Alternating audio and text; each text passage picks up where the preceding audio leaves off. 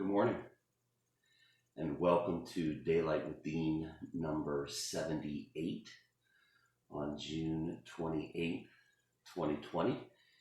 It is 5:51 a.m. the live time, although I know 80% of you catch it later, and I'm so glad that you do that. I'd like to begin with my favorite 3 sips of coffee.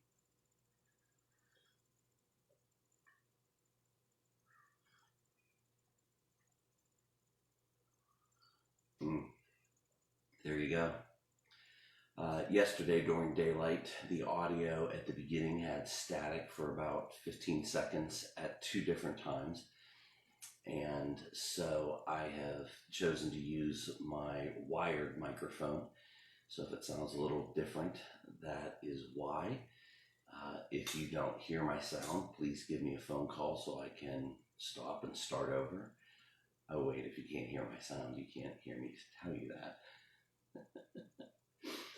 The technology end of this has been interesting to me because I just feel like I'm flying with my eyes closed here because I can't tell what works and doesn't work until after the live recording is over. So I do have a new wireless mic, that the kind that I have been using. It's been ordered for about 3 weeks and we're patiently waiting for it to come. So until then, we will use this microphone as long as it works today. So grateful that you're here with me. Yesterday morning, it was so funny. It was Saturday morning and our bedroom's just right off of the kitchen, and Leslie, she tells me how even when she doesn't wake up, she can tell when I'm doing daylight, because she can just hear my voice. And if you're wondering why I talk soft, part of it may be because she's sleeping in the room next to this. So yesterday, or on Friday, she told me, "Oh, I can't wait till I get to sleep in. I don't have to get up. I don't have to get my kids off to work. I don't not making them breakfast. I get to sleep in." So I was especially intentional about not being loud and waking her up. And after daylight, I took all my lighting and took everything down, put it away quietly, and looked like I hadn't even been there. I was real careful to clean everything all up. And then I'm like, well, I'm kind of tired too, so I laid back down about, I don't know, 6:30, 7 o'clock, probably closer to 7 o'clock. Leslie came, "You missed daylight. You missed daylight." What? She was all panicky that I missed it. It was very amusing to me. So mission accomplished. She slept in, and it was good. She also came home yesterday with a brand new cheese grater. My family has become addicted to freshly ground Parmesan cheese, and we have, as mentioned in previous episodes, every time we make a trip into Greensburg, we're very intentional to stop at DeLello's, and we not only buy a loaf of their Tolonica bread, but we buy a block of the Parmesan cheese, and Leslie makes a lot of great food that the cheese just tops it off perfectly. And so we've literally worn out our other cheese grater. My kids love it. Leslie loves it.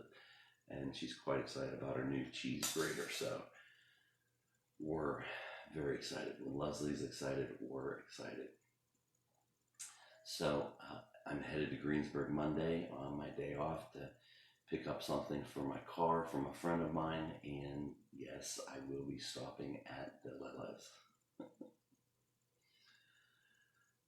Well, today is the day at the river that we start back with live in-person worship services. So it'll be interesting to see how all of that plays out.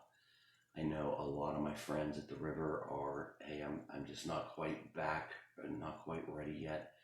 My one friend, I think I might have mentioned, indicated that and I don't have any vacation days, and I don't have any way to take time off. If I get sick, it's straight from my pay, and I'm just at a place where I can't navigate that right now. So I'm staying in for a while and talk to other friends. My friends have been texting me saying, "Hey, don't worry, we're still with you. We're online.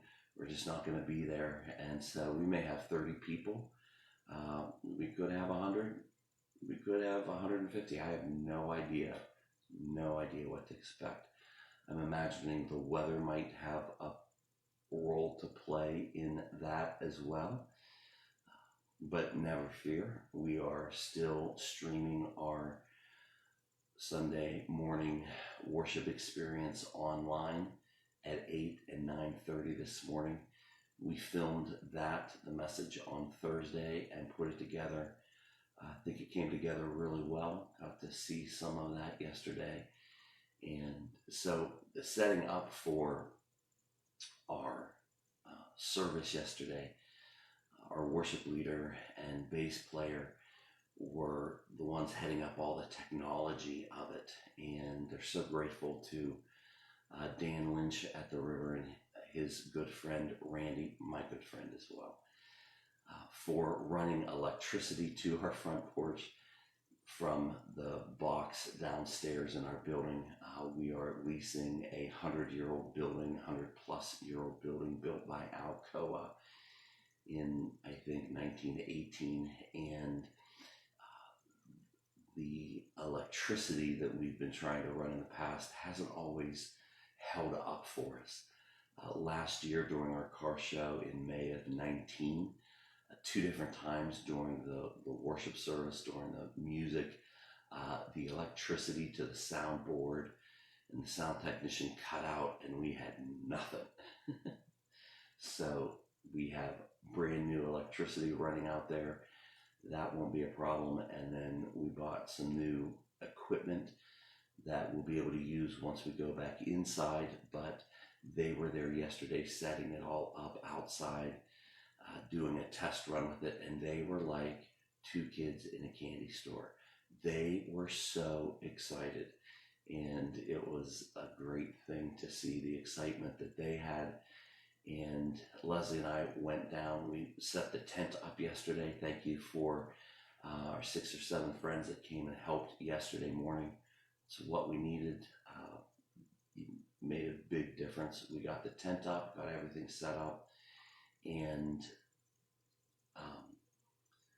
then after we did that in the morning, it rained all afternoon and all evening. And I've been talking about, ever since we've been talking about an outside church service, painting 6-foot circles in the yard so that we can remind people visually of the importance of social distancing and how families can kind of be in their own space, enjoying their own time together. So I was a little anxious because it rained all afternoon. I didn't want to spray white yard paint on wet grass and then everybody get white paint on their shoes because of the wet grass in the morning. So we were quite relieved when later on in the day the rain cleared out, the sun came out, it got nice, and Leslie and I went down at 7 o'clock and we painted probably about 30 of these circles on the one side of our yard. We would have done the other, but it was dark and we couldn't see, and we were exhausted. We did all that till about 9:30 and then came home. And I just have to say, I don't know how many of you work with your spouse for a living. How many of you do that? I have a dear friend of mine. He and his wife work together, and it's not the smoothest thing in the world, but they get it done. They work together. And for all of you that work with your spouse professionally, way to go. Good for you if you could do that and do it well. I must be the problem because I remember I mentioned it The other day, my mom, the last project at church we worked on, she was just exasperated and threw her arms up like, I can't work with him. And I know my OCD and my controlling nature on a project gets in the way. And yesterday, man, I was so tickled when Leslie said, let's go down to the church and do the painting together. And it was great. So we headed down and we were going to do it together. And I was really looking forward to it because Leslie and I have been doing just, we've been so grateful. I've been so grateful to be married to her and so blessed, and just to have such a heart full of gratitude that I just can't wait, you know. So we're heading down there. I'm like, this is gonna be the project. She wants this project, I want this project. This is gonna be smooth. We have it all figured out.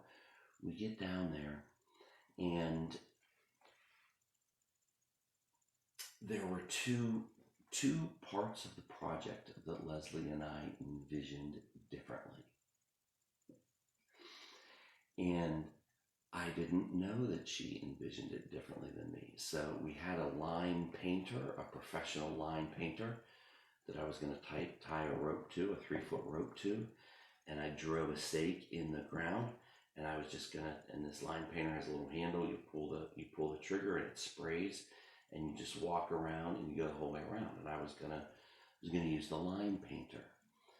Leslie informed me that I was not using the line painter. And I'm like, well, that's the plan. She goes, Dean, look at those wheels. Those wheels are designed to paint straight lines in a yard with paint. They're going to go straight. You want to paint circles. Well, I thought, well, the grass is, I'll be able to do it. She goes, well, I'm like, well, how are you planning on doing it? And she goes, well, tie a rope, have a 3-foot, have a circle at the end that you put the paint pan through, and the paint can through, and pull the nozzle, and then just walk around. And I'm like, I knew she was right. But I struggled with that one, because the whole time had envisioned my line painter machine being used. Not mine. I borrowed it from a friend. I'd envisioned it being used. And kind of like the nails in the tennis shoes for my spikes and cleats as a young boy that I told my story about with my sister 2 weeks ago, I was not very happy that my way was not being used and that my wife found a better way. Now, I really am happy that she found a better way, because her way worked great. But it just was it was interesting to talk through that part and work through that part. And then the other part that was interesting was just getting the spacing and getting the measuring and getting all of that. Oh my gosh. Oh, and the first thing, we got down there and I put on my playlist my favorite songs, and she's like, I want to listen to somebody else. And I'm like, well, God bless you. But it was my idea to turn the music on, and I was the one coming down to do this, and I'd really like to listen to the music, because on my playlist, you like most of that music too. So, I say all that to say, that's one of my new sayings, I say all that to say that Leslie and I are still happily married. We came home and just, and we do work really well together on a couple things. The most important thing we work together on is we parent really well together. We celebrate how unique we are, and how she historically has been better in the morning. I historically have been better in the evening in our parenting. We're kind of united in our approach to the values that we want to instill in our kids, and so we parent really well together. We work really well together on our relationship with each other, and staying in love with each other, and staying engaged with each other. but give us a project to do together, it doesn't go so well. Confessions of a husband. So I say all that, as I mentioned, to say those of you that work well with your spouse on projects, way to go. Kudos to you. Mad respect for you. Um,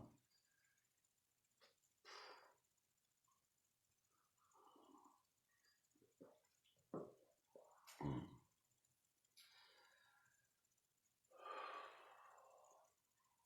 Well, there you go. I look forward to today and all that it has in store. Hopefully, the rain will hold out. Hopefully, you will come and join us at 10 a.m. if you'd like to. We have lots of space. We have lots of social distance circles in the yard. We have lots of red, yellow, and green wristbands that were available. We have lots of face masks. We have lots of all of that. And so, looking forward to that. Just curious, wanted to ask you what it is that you have gotten back to as some sort of regular, or what it is that you're looking forward to getting back to as some sort of regular as we move through this time. For so many of us that I've talked to, it's getting back to church. Kind of that's the one that I want to get back to, meeting together. And we're looking forward to that. For others, it may be, listening to, watching sports back on TV, hopefully someday in person. Did you notice yesterday the first professional sports game was played in the United States? It was a women's soccer game, and it was the first professional sports game played in the United States since all of this occurred. It's been over 100 days, and so we have that going on. So that to look forward to. So I'd love to hear from you in your comments what you are looking forward to yourself personally, that will kind of symbolize things are back. Things are back to normal. Things are back where I want them to be. Maybe it's, when in-class education starts back again or whatever, Yeah, I would love to hear from you what yours is. And thank you. Thank you. I planned on talking this morning about, or at Daylight with the number 78.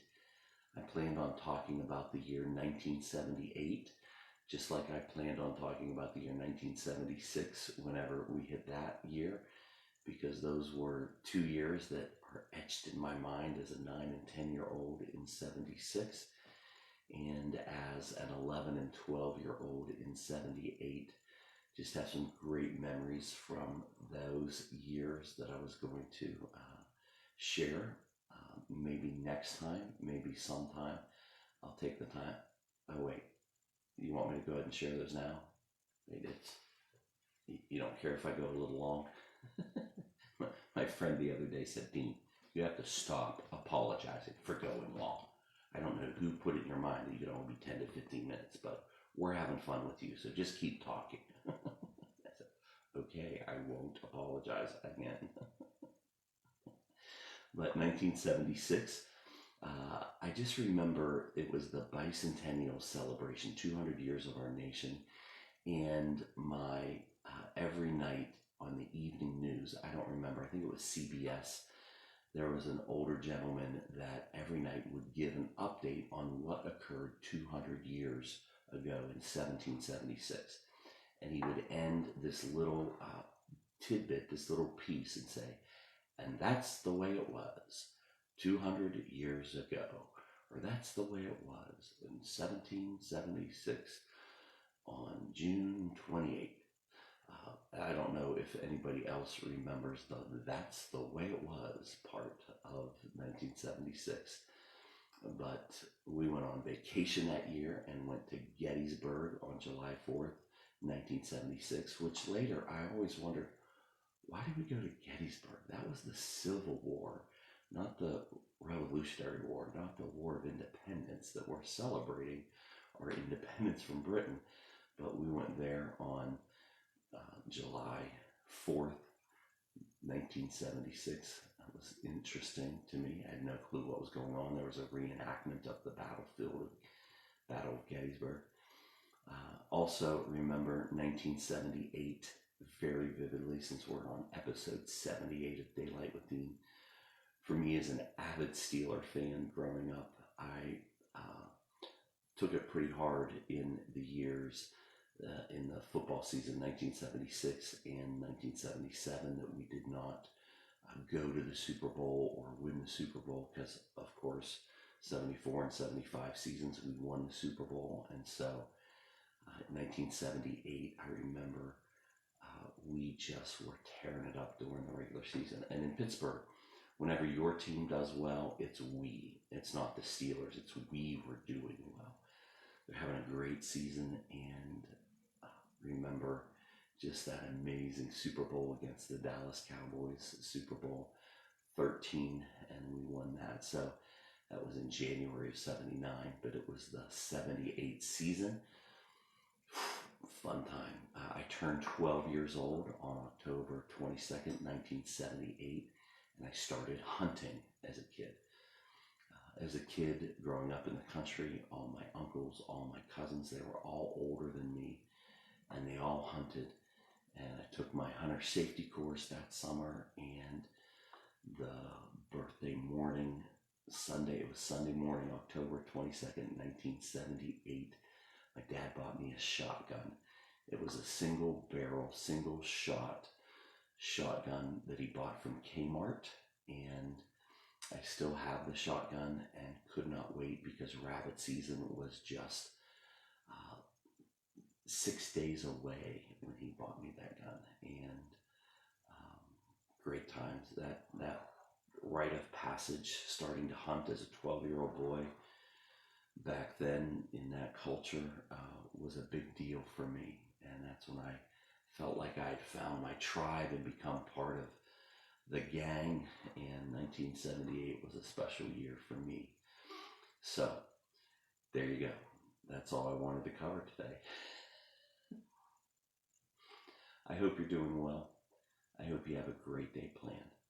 I hope that if you're not meeting back together in church for church, that you take the time to engage with a weekend worship experience with one church or another. It doesn't have to be the River.